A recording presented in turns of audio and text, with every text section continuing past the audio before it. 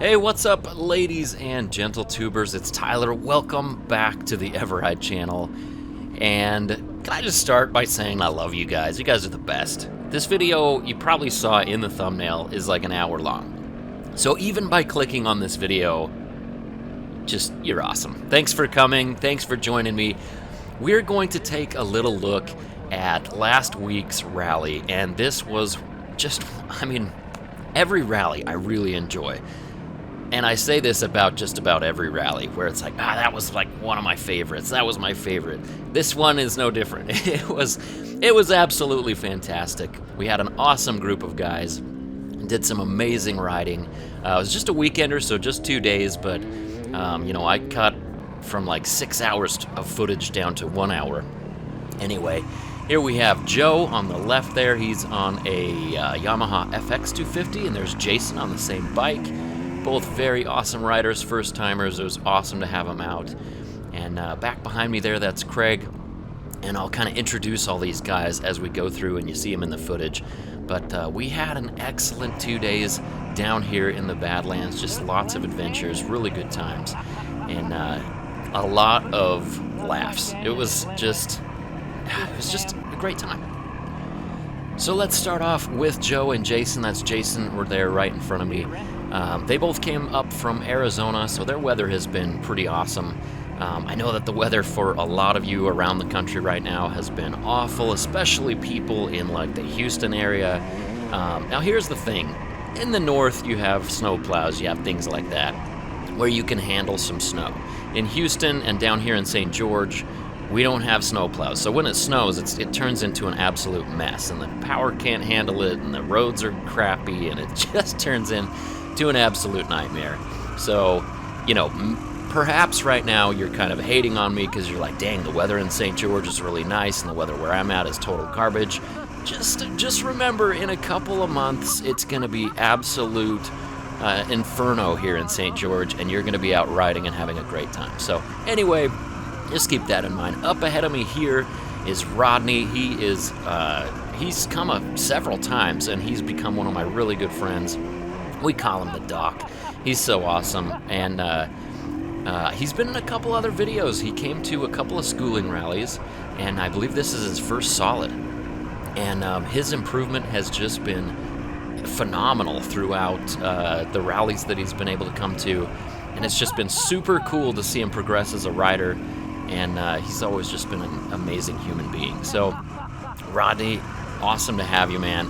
Rodney's the kind of guy that we all agree.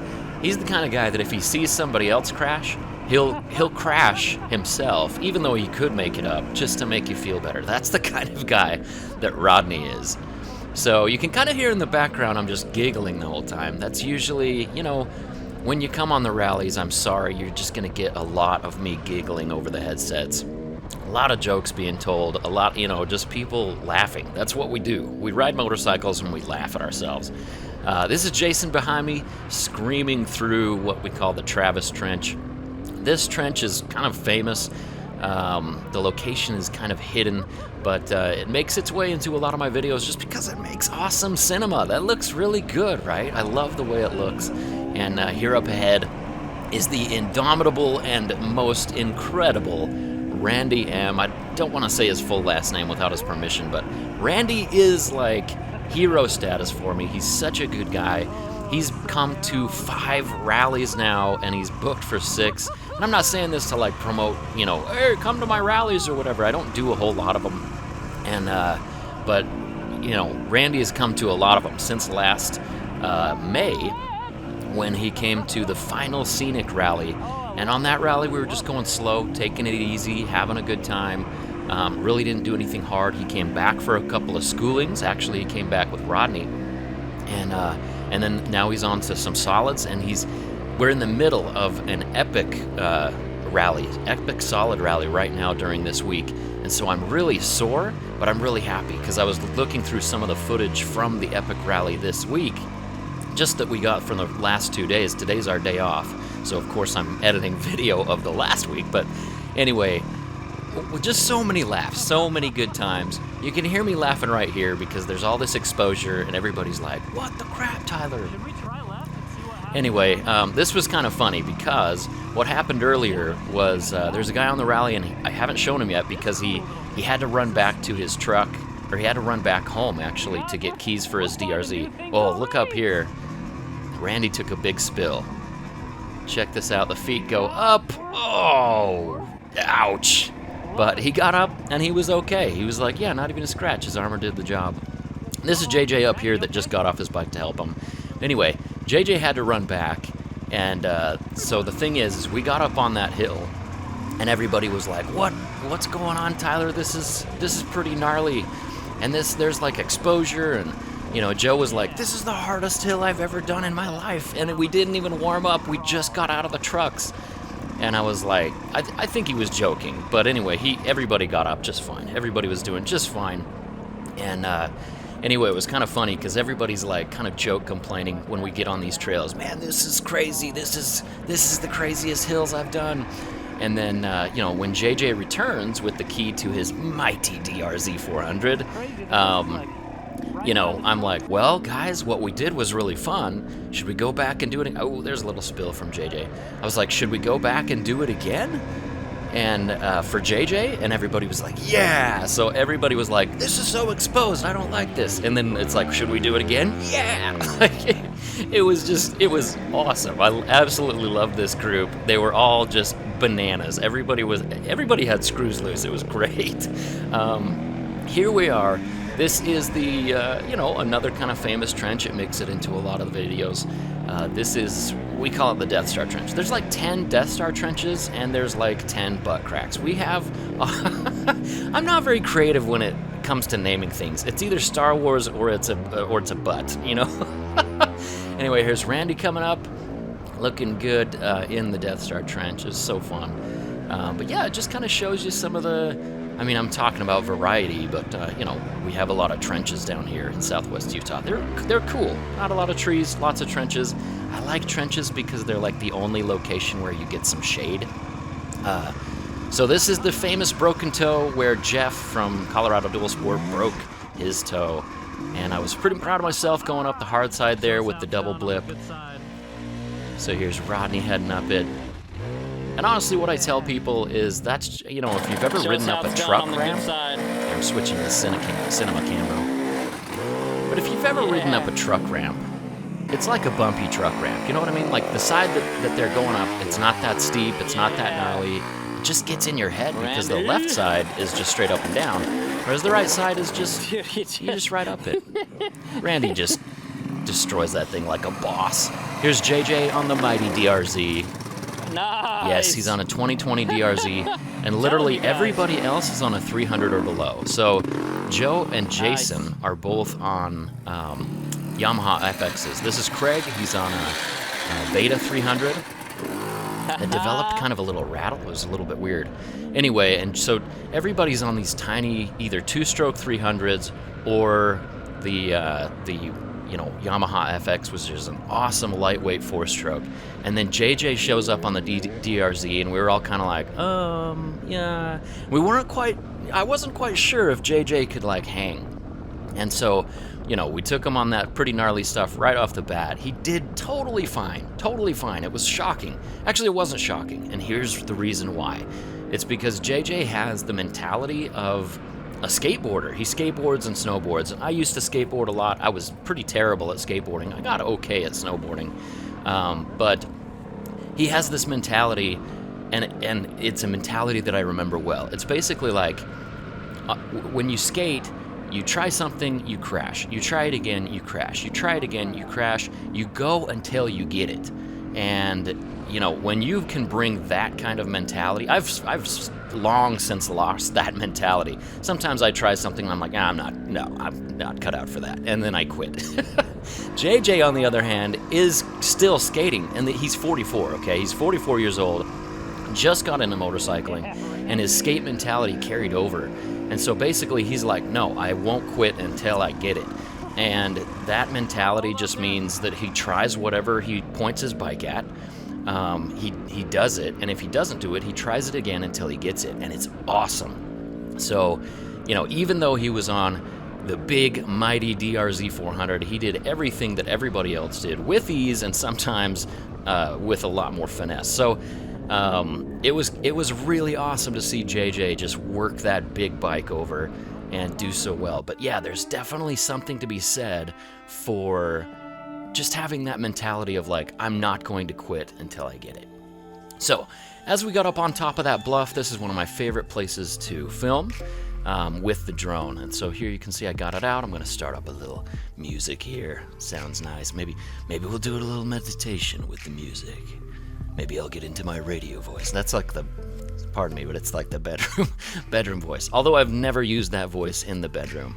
And anyway, we won't talk about the bedroom anymore. Let's get back to the motorcycles. Yeah, you can see why I like to film this with the drone, just kind of moving along here, trying to film as smoothly as possible, because this area is just so gorgeous. Want to get those. I love the canyon back there to the left. I just yawed past it, but anyway, I love that canyon because in the distance there's kind of these red rocks that contrast so well. But yeah, these guys just look so good going along. So once again, that's Jason in the back. Up ahead of him in the bright yellow is Randy.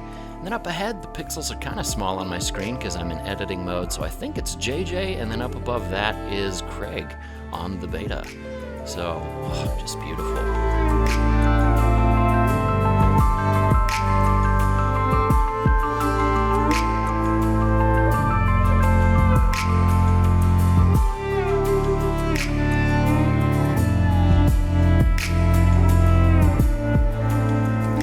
Obviously, it's shameless self-promotion time here as you're enjoying some of this drone footage. Obviously, if you come out to a rally, this is what you can expect. You'll get all of the raw footage, including all the drone footage. So, you know, some people think it's really cool to have like really spectacular drone footage of parts of their ride. And, you know, it's kind of funny because I have a longing, that sounds weird. But I have a longing to have some drone footage of myself. It's funny because a lot of guys are like, oh yeah, do you put it in follow mode or whatever? And I've explained this before, but I'm always flying it manually. And so it's really interesting because I have literally, like, of all of my drone footage, of all of the hours and hours and hours of drone footage that I have, of all these awesome rallies, all these awesome riders, I think I have about 8 minutes of drone footage of myself. And that was from the incredibly talented Gabe from Torture Test Magazine, who first time flying a drone like that ever and captured it really well. And did a really great job for having it be his first flight ever. And it was funny because I'm like, Gabe is so talented in every single way, I can just hand the controller to him and trust him that he's not gonna crash my, you know, $1,500 drone. And he totally didn't. He did a really good job. So I have like 5 minutes total of footage of myself. And I would love to have more, but you know, so I kind of look at this stuff and I'm like, man, it'd be really cool to get myself, but I'm really happy to film others as well. And I'd imagine that people are pretty happy with the drone footage that I capture of them. You know, I was doing a project for actually my cousin Dallas's company, and they started making parts for side-by-sides. So I feel like a traitor to our community as dirt bike riders. Not like we should be against side-by-sides. They're on our side for a lot of things, but at the same time, they also just completely wreck trails and kill dirt bikers when they drift around corners too fast without checking. Anyway, enough of that little rant. Anyway, so I was making this film of the side-by-side stuff, and they were going to send me an invoice, and so I had to figure out, like, okay, how much do I charge as a drone operator? How much do I charge as a, you know, as a freelance videographer in a dangerous, high-risk situation? How much do I charge for video editing? You know, and so I'm looking at national averages and stuff, and anyway, drone operators actually make quite a bit of money, and I was like, man, I want to hire somebody to film me, but anyway. It's kind of funny that way, but here we are. We had another battery to go. Actually, we had a lot more on the battery. Right now, I'm filming with the DJI Mini 2, and after my kind of poor experience with the Mavic Air 2, I was like, man, is the Mini 2 going to be good? You know, it's this tiny little drone. and where the Mavic Air 2 kind of, didn't meet up to my expectations. It's still a great drone in a lot of ways, but it just didn't meet my expectations, especially for weight and size and things like that. But the Mini 2 has exceeded my wildest expectations for this tiny little sub 250 gram drone. It's just a little powerhouse. I love it. Right here there's a little bit of gimbal flop, so the gimbal just barely corrected itself. But honestly, that's a pretty rare occasion, and I've just really liked this tiny little drone. It fits inside of a pistol case. The drone, the controller, all the batteries, and a range extender all fit inside this little tiny pistol case, and it's been awesome for filming things. So I've really liked that drone. I'll probably do a full review on it sometime in the future, but I'm just really impressed with it. I had a couple problems the very first time I took it out, but beyond that, it's been really good, really good. The range has been probably better than the Air 2 that I got. But anyway, we'll just kind of enjoy the scenery, and I'll shut up for a minute again.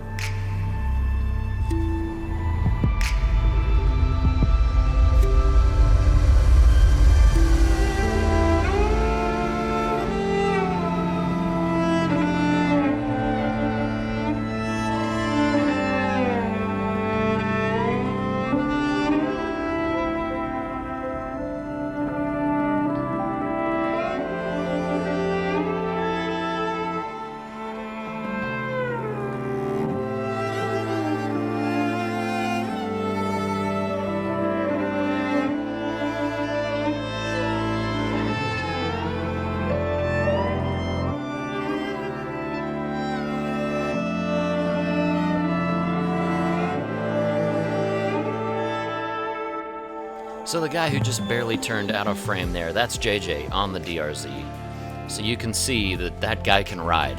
Now, here's something that I forgot to mention about JJ, as Rodney has a little uncharacteristic crash right there. He doesn't crash a whole lot anymore, but anyway, something about JJ is that I forgot to mention.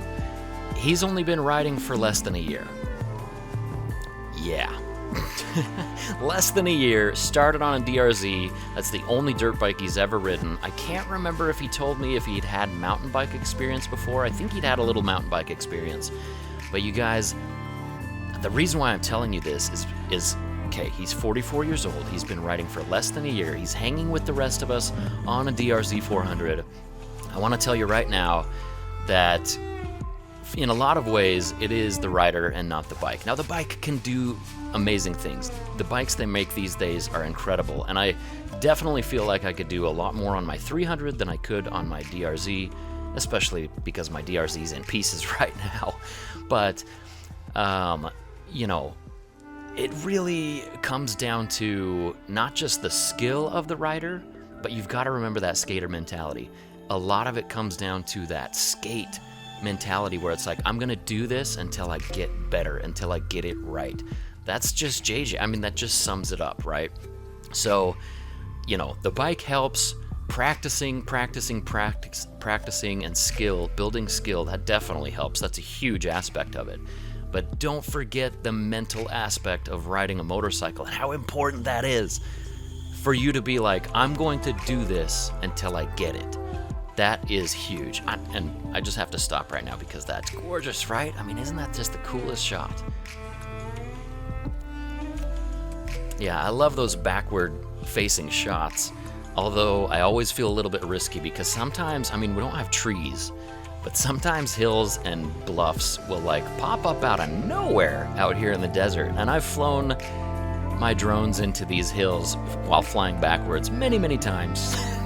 It's not an uncommon thing for me to totally ram into a hill or something like that. And these drones, these DJI drones, they're a little tougher than I think that, than I would imagine that they'd be. But yeah, I've always been able to put them back together.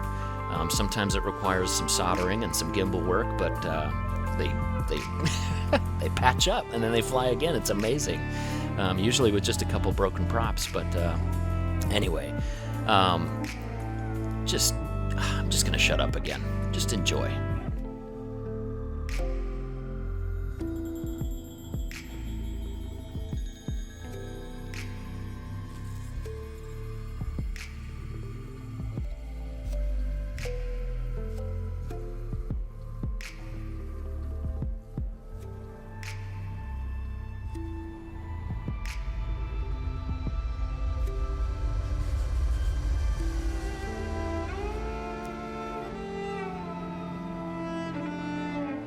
So those guys stopped at pretty much the perfect point, you know, up on a hill. I think if they would have dropped over the other side of that hill, I might have lost signal because we are a good long ways away. Of course, still maintaining line of sight though, even though it would be impossible for me to see the actual drone because it disappears pretty quick because it's very small, but still maintaining line of sight, so still good there.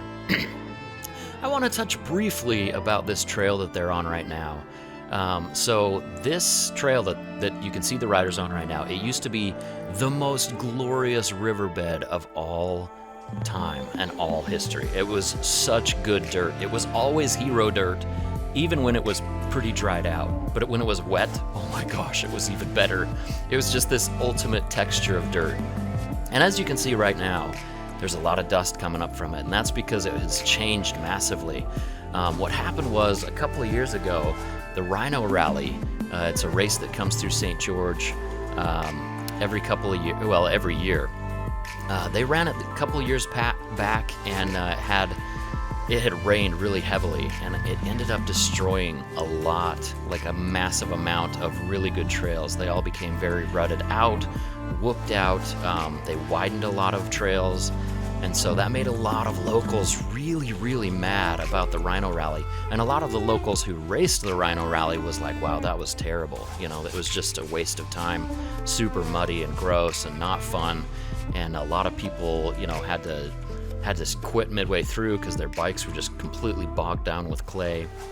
Anyway, it just wasn't a good situation, and it destroyed a lot of trails. So I really hope that the Rhino Rally will kind of learn from that and not make those kind of mistakes in the future, especially when they come, you know, when they come through these pretty cool areas of southwest Utah.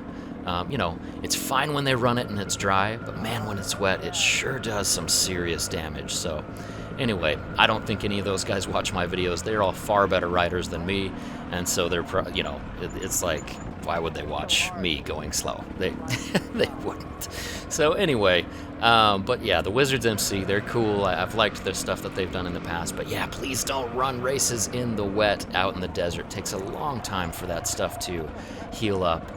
That was a couple of years ago that happened, but anyway, rant over. Right now we're going through this little tiny canyon, and I like to call this, you know, like a no-dab challenge. Oh, Rodney just barely failed. He probably saw me fail, and he was like, oh, I should make Tyler feel better about failing.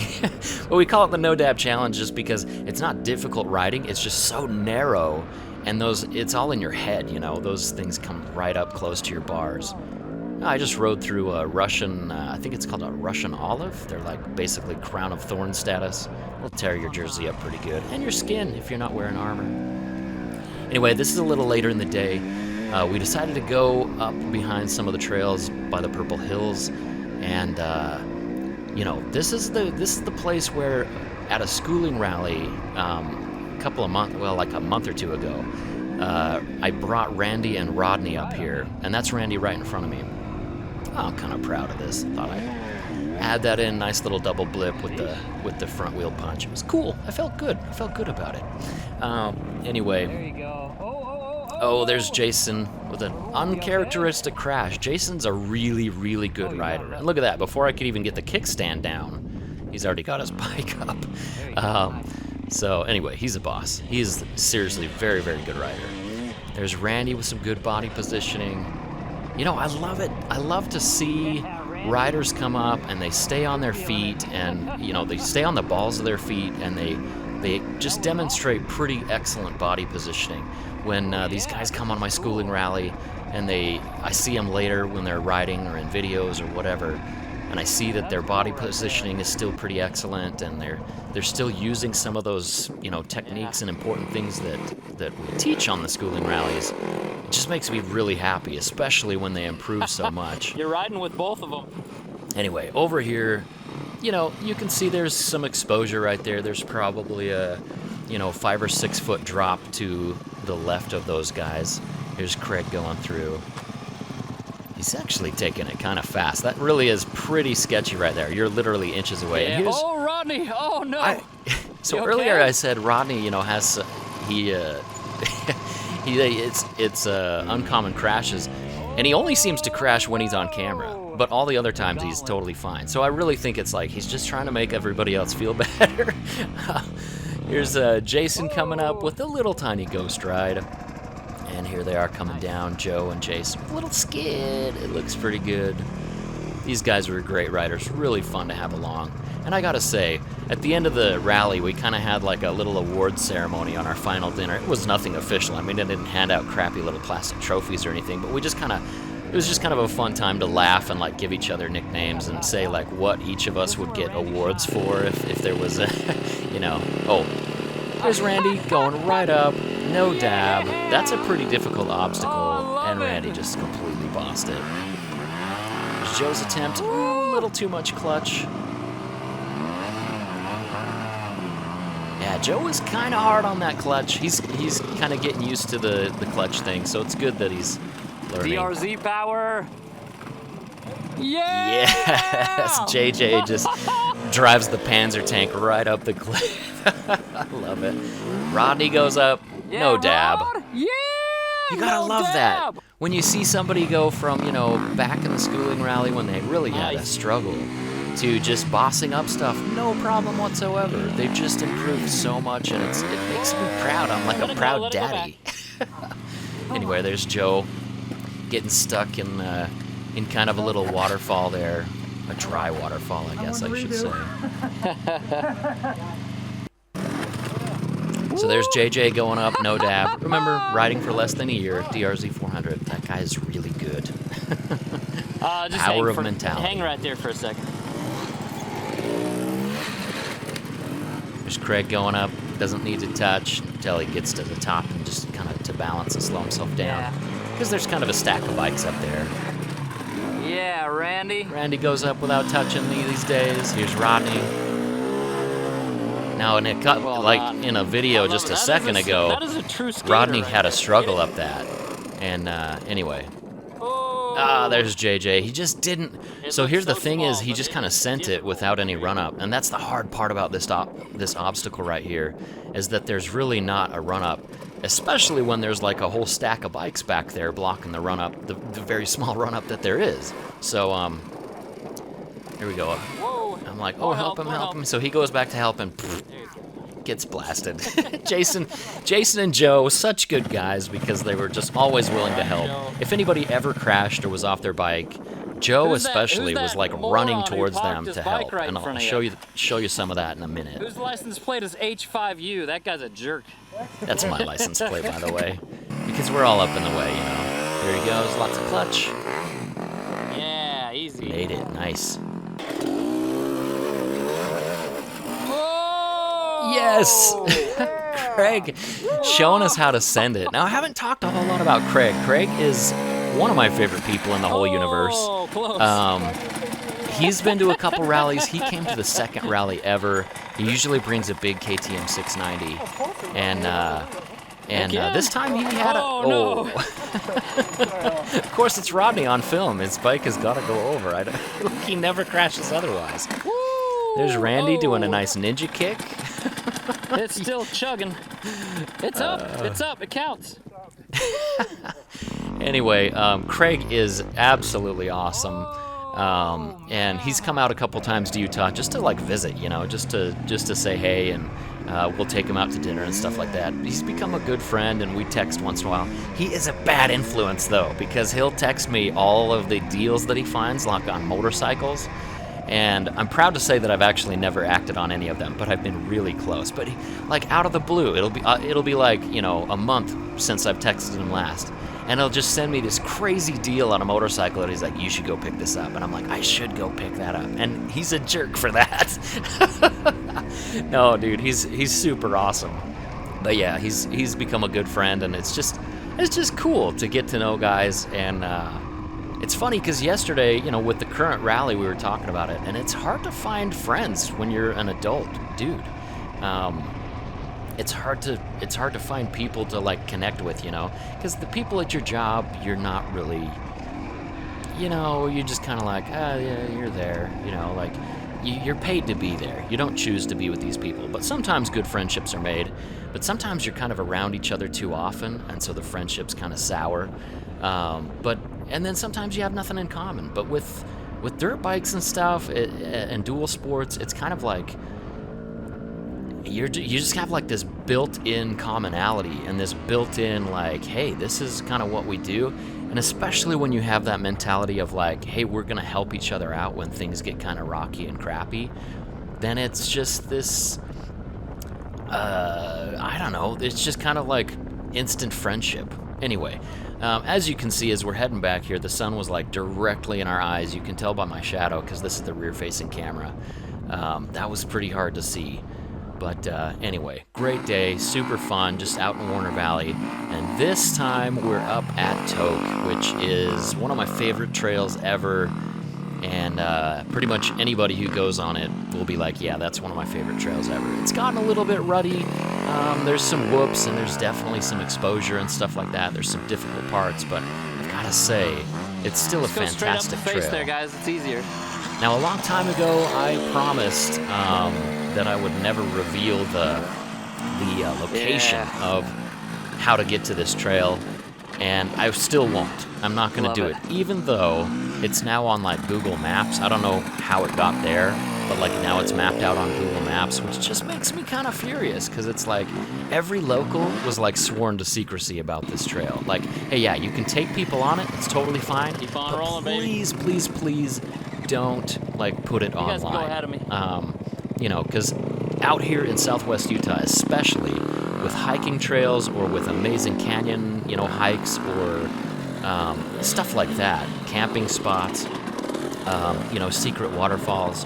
They're secret for a long time, and then they get put on Instagram or, you know, YouTube or whatever, and somebody profits off them by saying, hey, here's where all the trails are, or here's where this is at, or, you know, and man, influencers, we can really screw things up real bad, real bad. So, you know, I'm keeping my promise. I'm not telling where this trail is. And I know a lot of people think like, oh, that's a jerky move. Like, why wouldn't you do that, you know?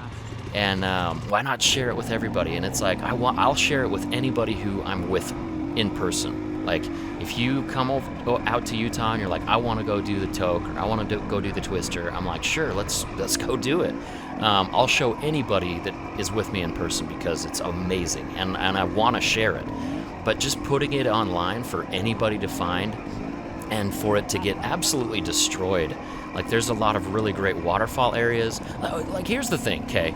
Remember the monolith that was like all over in the news for a while that was out in Moab?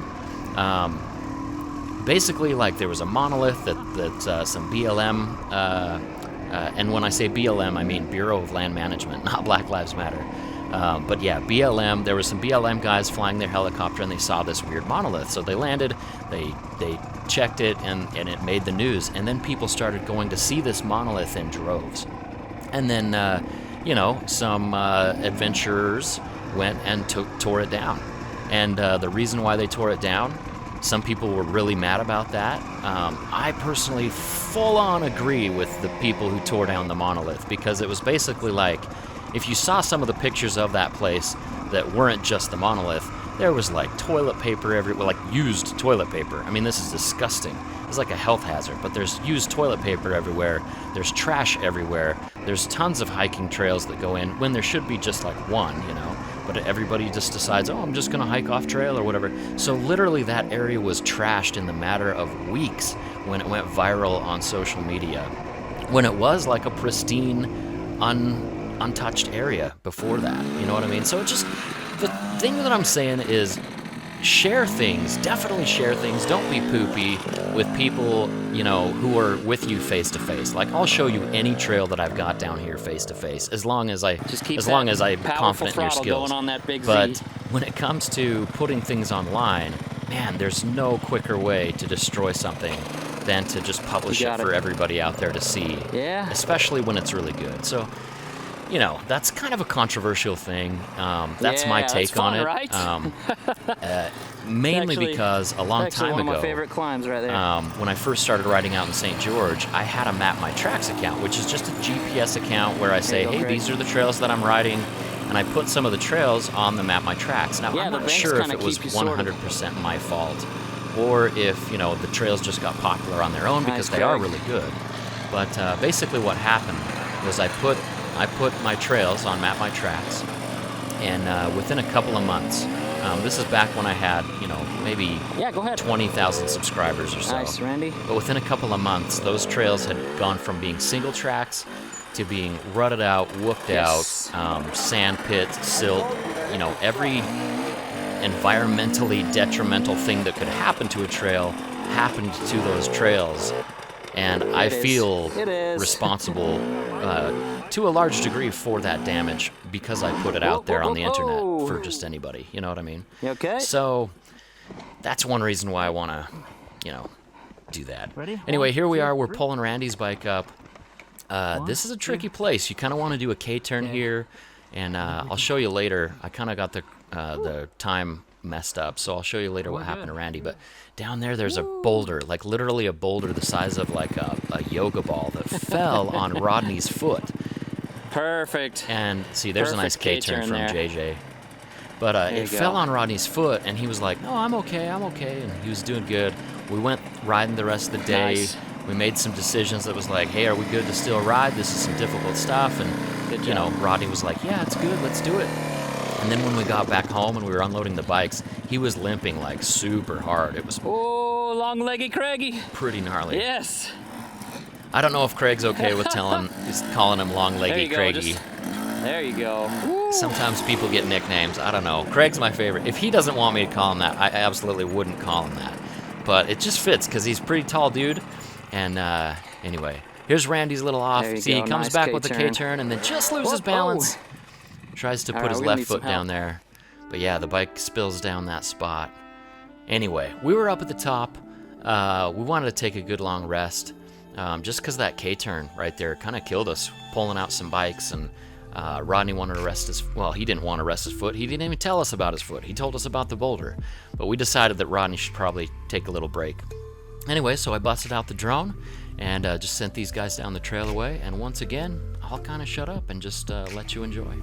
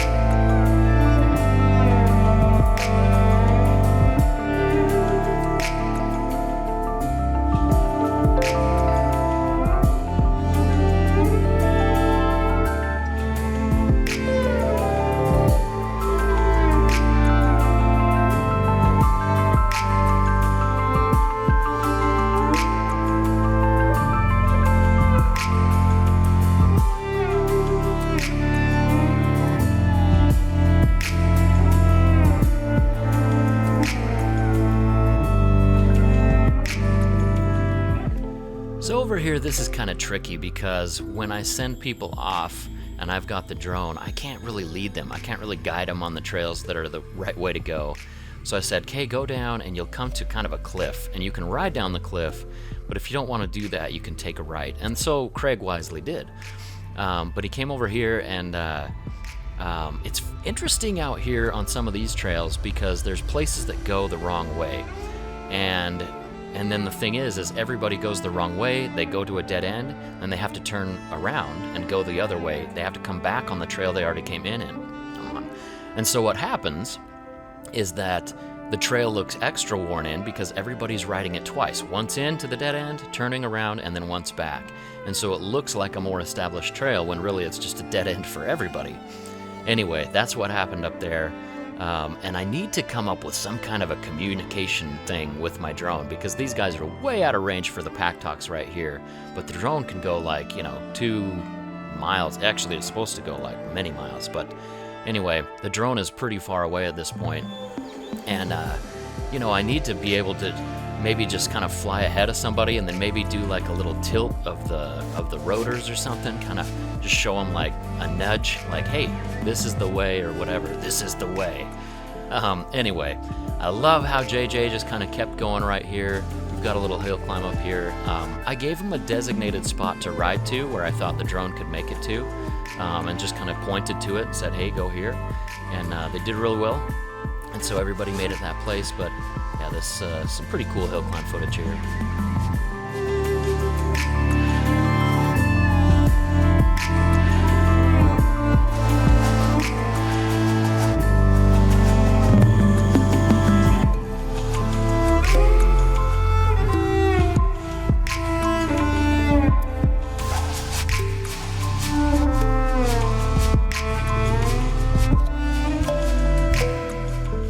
So those whoops right there, they're kind of funny. I call them golf cart whoops, but really they're just braking bumps. But yeah, they're always kind of funny because they're in like the most awkward spots, and they just kind of bump you around like really rapidly. They kind of make for some funny footage. There's Joe making it up nicely. Well done.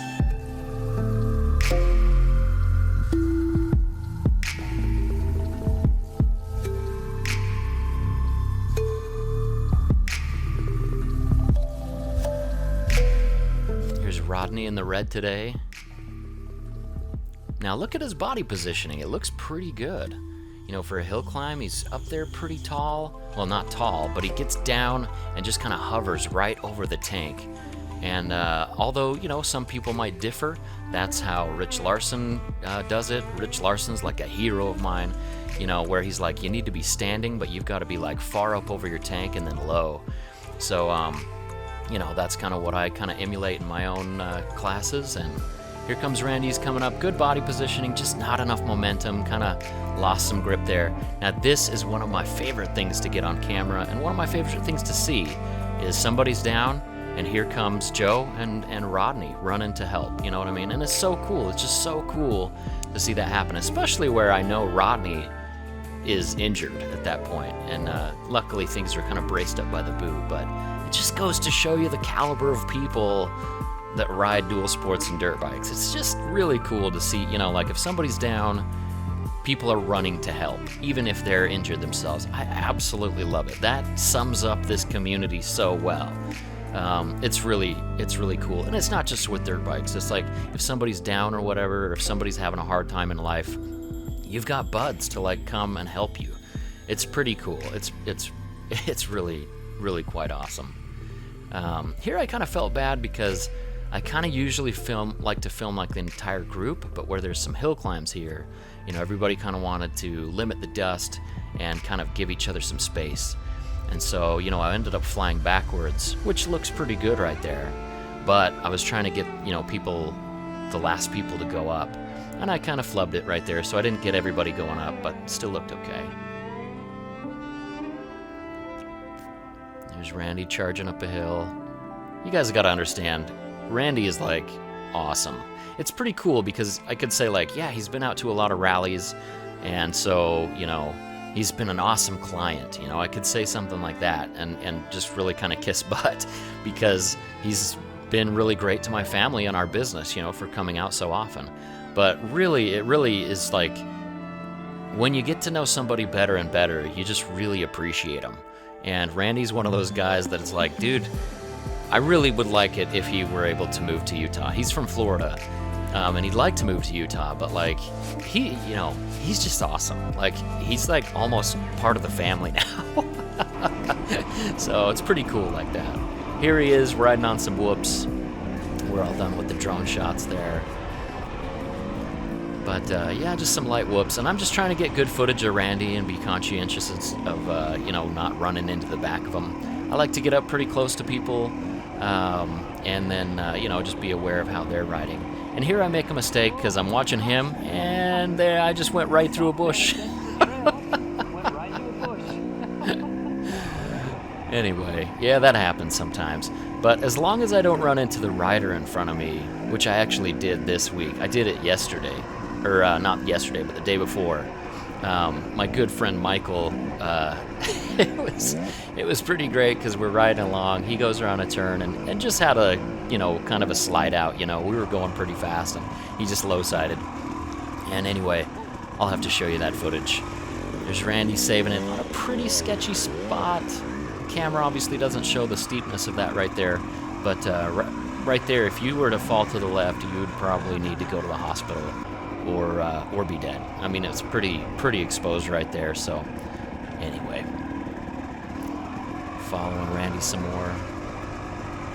This Tokerville Trail is awesome. I mean, it just has so much variety. Here's kind of a, it's kind of a tough little hill climb. The alternative is basically what we call Logan's Loop. Not because it's a loop like a trail that you'd want to go around, like standard what you'd call a loop. But we call it Logan's Loop because my friend Craig's son Logan looped his Honda 250 off of a 15-foot cliff and then was able to ride this Honda out. So anyway, we call it Logan's Loop because everybody loops their bike on this thing now. It's gotten pretty difficult because it's gotten dug out by everybody who loops. So anyway, kind of a, just a fun situation there, but obviously, right, we started calling, I was sweeping, and so they called me the Dingleberry of Doom. Like, because you're sweeping, you're at the tail end of the Dingleberry, you get it. Anyway, just having a good time, following Jason here, it looks so good. Anyway, this Toke Trail, I call it the Toke Trail. People call it the Tokerville Twister or whatever. And again, you can look it up on Google because it's just there, so you could go ride it or whatever. But anyway, I just call it the Toke because, anyway, my family founded Tokerville way back in the day, and I wonder why they didn't call it like after the family name. Maybe they were just like all busy toking, and so they were like, hey, let's just call it Tokerville. Like, hey, let's call this town something. Tokerville. I don't know. Anyway, stupid joke. I don't know anything about my ancestors, illicit drug use, but I guess it's not really illicit drug use. I guess it's just kind of like more Hobbit-esque. There's Randy coming up with a nice little pop there. There you go. Rodney's muscling his bike up. And again, we had no idea that his leg was hurt as bad as it was. And he didn't say anything about it. But you know how things go. Sometimes things get a little more sore as the day goes on. There you go. Anyway, the Toke has... Those deer don't even care. Dude. DRZ, JJ, he just muscles up this stuff. It was awesome. Anyway, the Toke has all kinds of variety. I mean, the first part of the trail, there is lots of exposure. There's cliff sides. The views are spectacular. And then as you go through, it kind of turns into this really great, flowy single track. There's lots of whoops now, which is a bummer. And there's lots of these kind of side trails, which is kind of a bummer because, it kind of ruins the landscape up there. But some of the side trails are actually really fun. The ones that actually go off into a different spot. But the ones that just kind of cut over and then cut right back, it's a little annoying, but, I'm not too bothered by it.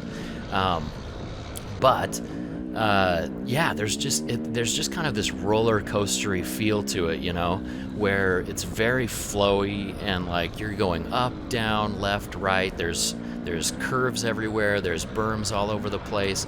And, if you just kind of keep a good pace, it's really, really fun. It's just a great trail. Everything about it is just top-notch. The scenery, obviously, I mean, here we are, just GoPro footage looks pretty good. But the scenery's spectacular.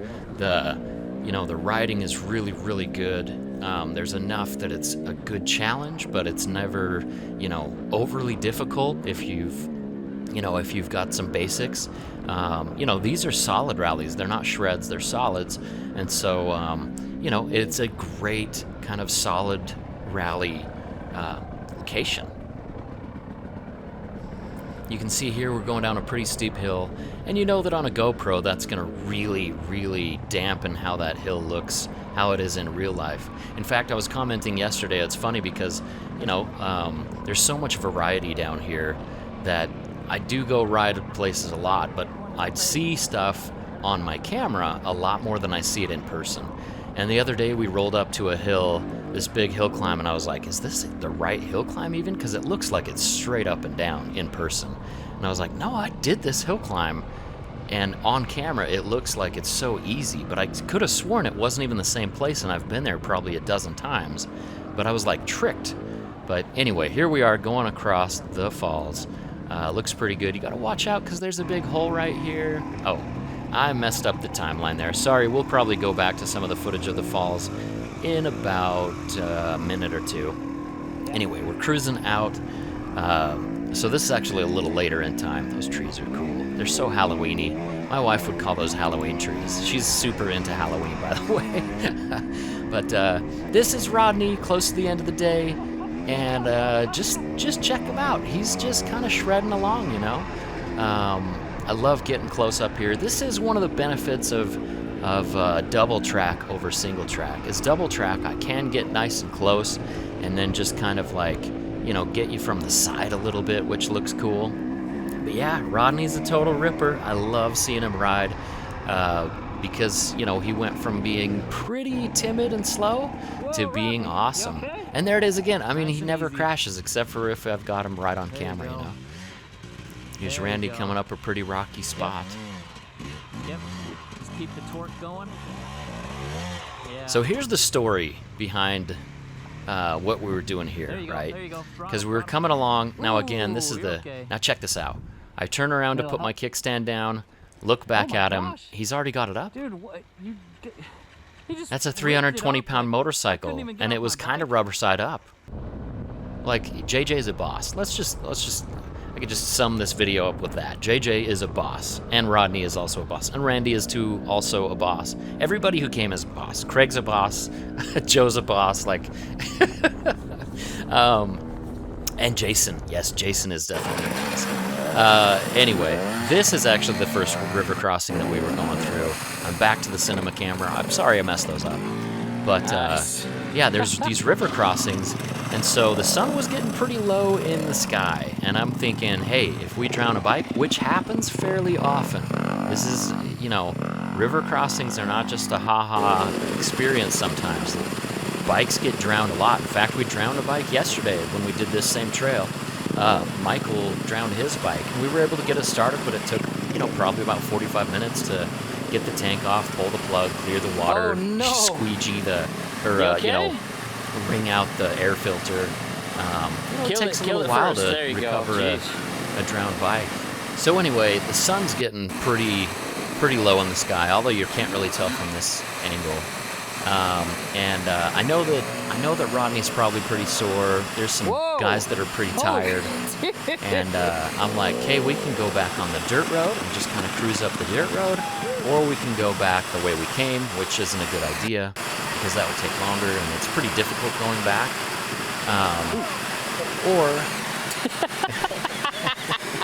Or I was like, we can go back through the river, which is a pretty difficult way. There, we went through it yesterday, and I counted 32 river crossings. And, you know, this is some pretty slick river stuff. So it's, you know, the odds of drowning a bike are actually fairly good.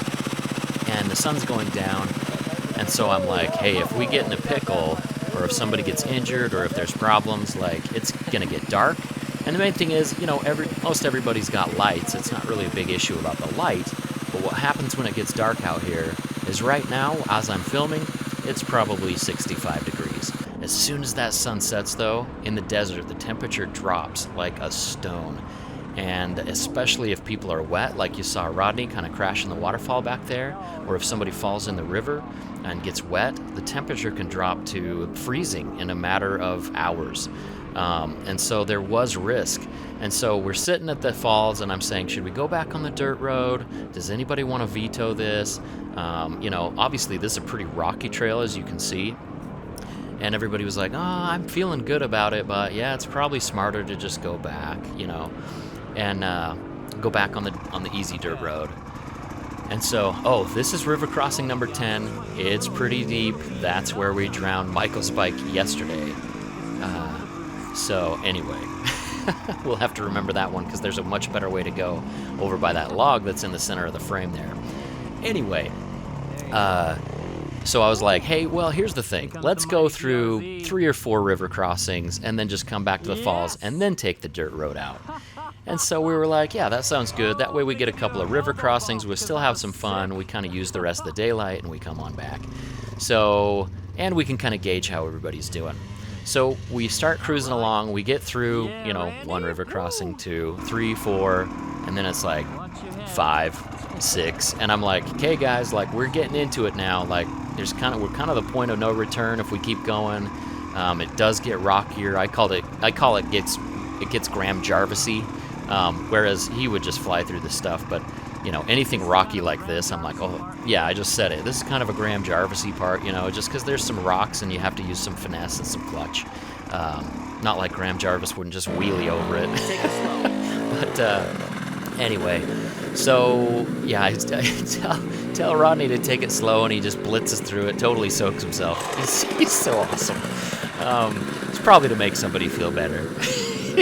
that's the joke with Randy and I now. But anyway, so we get going through some of these river crossings, and everybody's just feeling it. Like, let's keep going, let's do this. This is awesome. And so we keep going, and yeah, we got into some rocky sections, and you know, everybody was just good. And very, very luckily, we actually didn't have anybody drop their bike in the water. Nobody was injured. Actually, Joe did drop his bike in the water, and that's coming up pretty soon here.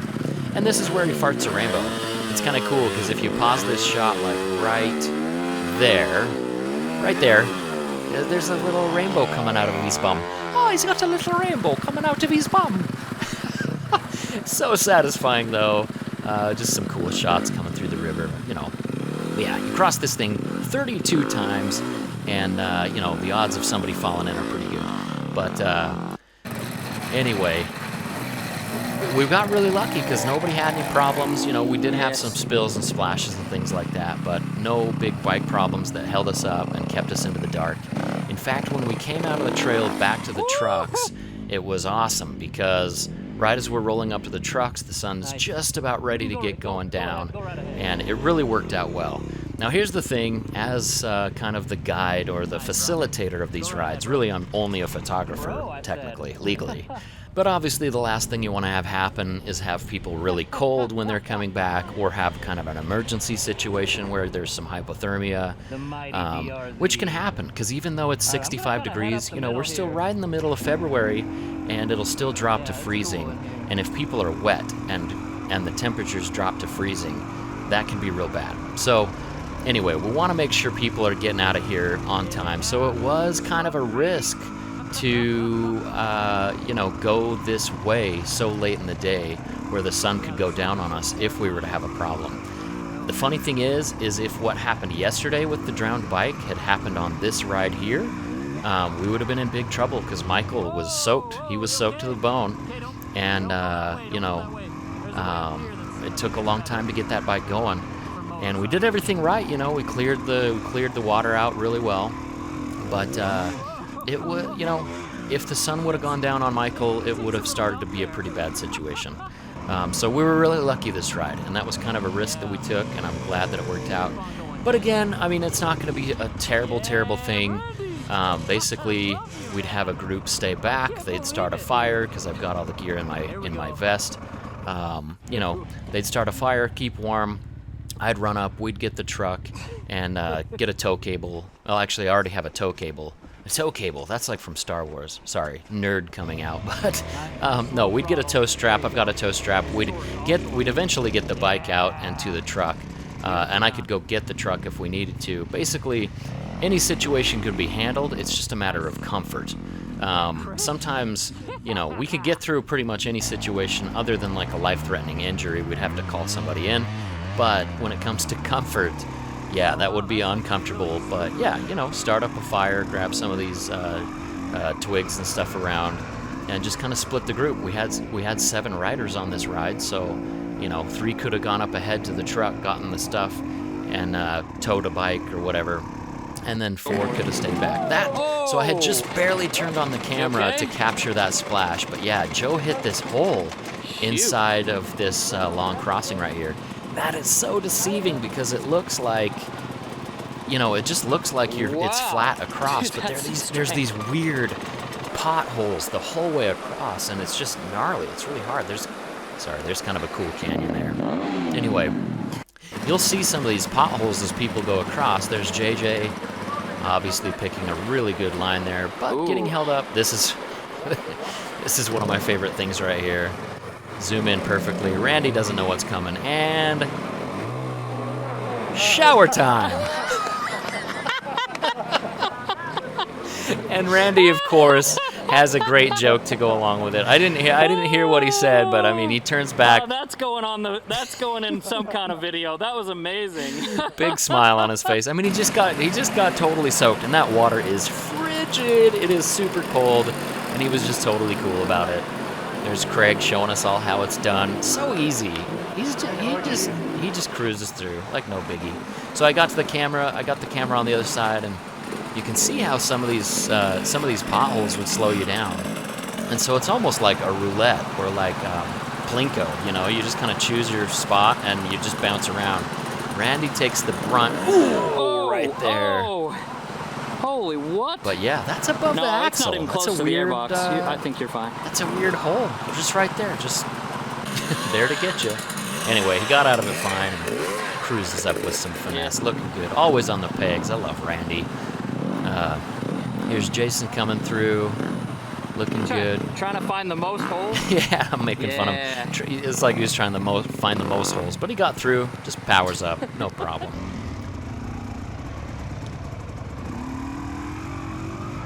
So I want to make a quick comment about the GoPro Hero 9. That's what I'm filming with right here with the front camera. And so I actually had two Hero 8s and returned one of them because the lens broke, and I got it from Costco, and they were like, oh, the lens invincible, it's Gorilla Glass, and on the 8 it's not replaceable.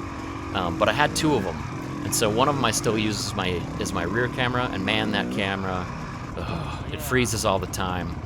All kinds of problems. It's just not reliable, you know what I mean? However, the Hero 9 I'm starting to really like. Not like it doesn't freeze. Now, I'm using the card they recommend. Ooh, there's Joe going down. But it's not like the Hero 9 doesn't freeze. It honestly freezes probably 1 in 10 times that I turn it on or off. It freezes while I'm trying to turn it off a lot. But the Hero 9 seems to freeze a lot less, which is good. Anyway, I've really liked the Hero 9. It has a lot of great settings, and they're all really usable. It's a great camera. The battery life is insane. But all in all, oh, that makes me mad. So you see that trail that I just barely went up, and I'm going to go back and film people coming up it. But this was literally last week that I shot this. And when I did this trail just yesterday, somebody in what I assume is a side-by-side had basically, you know, they go up there and they're like, I'm a rock crawler. But they went up there and they basically dug out enormous holes on both sides of that. So it is very difficult now. And this is 1 week later. But yeah, somebody in a side-by-side got caught up on a slippery rock there and then just dug the biggest hole. Nice, Craig. It's so disappointing. Well done. But anyway, enough side-by-side ranting. We've already ranted about side-by-sides for long enough. There's JJ coming through, looking good. What a champ. What a champ. The funny thing about JJ is he's got this big beard, you know, big gray beard. Doesn't really look like a skater or a motorcycle rider. But the thing is, there's not really a definition of those things. It's like, yeah, you could be anybody in skate. You know, you could be a grandma. And it's like, oh yeah, there's a grandma skate. Cool. Anyway, yeah, JJ he's just awesome. I love JJ. I really hope he comes back. It was just really cool to see him muscle that DRZ and do everything that everybody else did. I think the line on the outside's better, yeah. Anyway, here comes Randy through the river, looking good. You can tell that the light's kind of waning here, you know? You can look up into the sky there. There's not a whole lot of light left. But what happened was we got out of there on time, and it just became... It was just kind of like we're going back, and it's the golden hour, and it's gorgeous. And it was really funny because, you know, when we were at the falls deciding whether to come back this way or go back on just kind of the standard dirt road, everybody was kind of like, yeah, we'll just go back on the dirt road. And then once everybody's confidence came up, here we are back to the place where the side-by-side dug the thing out. Anyway, once everybody's confidence got up from like those couple of river crossings, you know, we went through and just nailed it. It was great. It was such a good time. And by the time we got back to the truck, everybody was like, I'm so happy that we went through the river crossing way. So even though there was some risk involved, especially with the sun going down and the temperature. Oh, by the way, here's this aggressive cow. I've never seen it. I mean, cows are usually just standing around. This thing was like, first of all, on the GoPro, that thing is a lot closer than it appears. Dude, that thing looked aggro. Yeah, and it was like charging the guy. I couldn't see with the pixels, but Now he's circling back around to get us from behind. but the guy who went through the river first, that thing like charged out of the woods. Not the woods, but he like charged over the hill at him. It was kind of scary. Anyway. The end of the ride, you know, when we all pulled up, everybody was just like, I'm so glad we did that. That was like the ultimate capstone to this whole ride. That was amazing. And it was just lovely. I mean, there's kind of the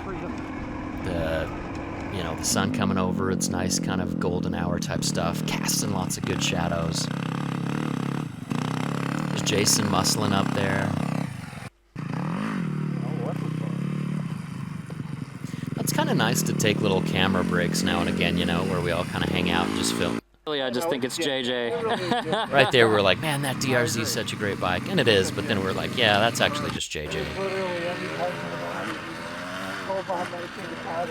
So there's Joe asking about Gold Bond. Like, man, I could use some Gold Bond. And I actually carry Gold Bond with me because it's good for both butts, a monkey butt, and it's good for changing tires and kind of lubing up that tire to get the tube in. Now you can hear the clutch going on Rodney's bike. He's got a Recluse, and he was actually in fourth. But it turns out that his foot was actually in so much pain right there that he couldn't shift.